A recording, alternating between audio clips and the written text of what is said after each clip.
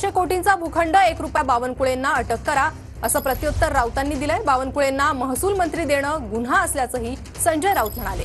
बावनकुळेंच्या ठाकरेंवरील टीकेनंतर संजय राऊतांनी हे टीकास्त्र डागलंय। लोक राजकारणी आहे उद्धव ठाकरे।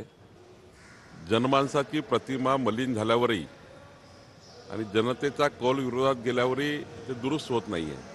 13 खासदार आणि 50 आमदार निघून जातात तरी त्यांना जाग येत नाही। जर त्यांनी आमदार खासदारांना योग्य वागणूक दिली असती तर ही परिस्थिती महाराष्ट्रात नसती।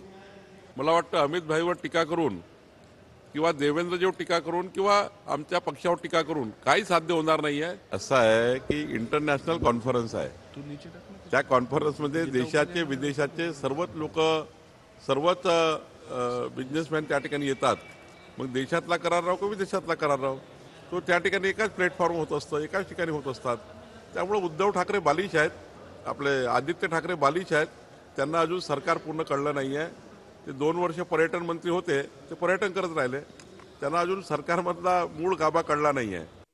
हे जे कोणी सद्गृहस्थ आहेत बावनकुळे हे तेच ना ज्यांनी 600 कोटीचा भूखंड 1 रुपयाला घेतला आणि महाराष्ट्र लुटला, हेच ते गृहस्थ ना।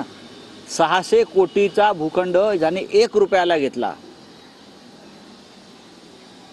असा बालिशपणा आम्ही कधी करणार नाही महाराष्ट्र लुटण्याचा।